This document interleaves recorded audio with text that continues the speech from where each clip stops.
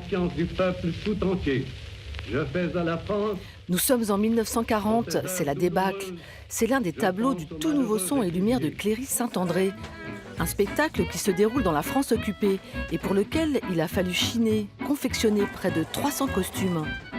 Un travail titanesque, supervisé par Maggie. Sa profession, directrice de crèche. Mais ici, dans l'atelier, c'est elle l'experte en patron. La robe, mais je pense qu'elle est trop grande.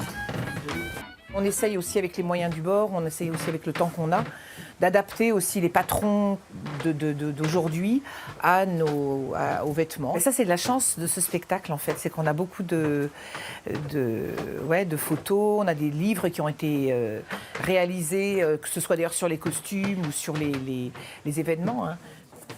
Lui, c'est Baptiste.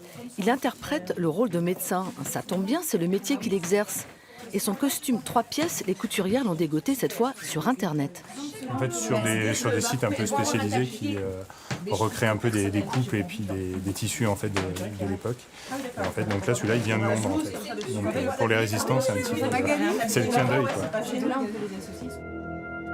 Ce qui est important, c'est la vérité en fait, des styles de vie, puisqu'on veut avoir à la fois des gens de la campagne, des gens de la ville. Et c'est vrai que dans ces années 30-40, la mode, hein, c'est les grands modistes, à la fois sur les chapeaux et sur les costumes, et les lignes sont vraiment définies, c'est très créatif. Sachant qu'il y a des choses qui sont vraiment d'époque, par exemple les Canadiennes. On ne trouve plus ces Canadiennes qui caractérisent un certain nombre de personnages, notamment autour du maquis. Quand on en trouve, on est content parce qu'on dit ça, on est vraiment dans l'époque.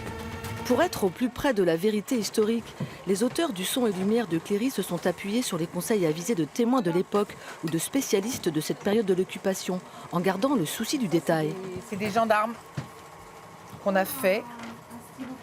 Et on a fait faire tous les écussons, on les a fait faire avec... C'est un brodeur de Mézières. On a vraiment fait local.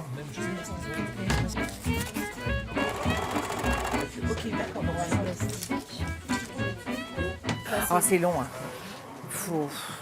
C'est-à-dire qu'en plus, moi, comme je travaille à côté, je mets pratiquement 1 mois à le faire. Confectionnés à l'atelier ou réalisés à la maison, les costumes ont demandé des milliers d'heures de travail à la vingtaine de couturières bénévoles. Dans le spectacle, Maggie campe le rôle d'une épicière et son costume de combattante de l'ombre glanée à Emmaüs est fin prêt pour la première. Rendez-vous à partir du 20 juillet à Cléry-Saint-André pour ce grand spectacle sur la Résistance.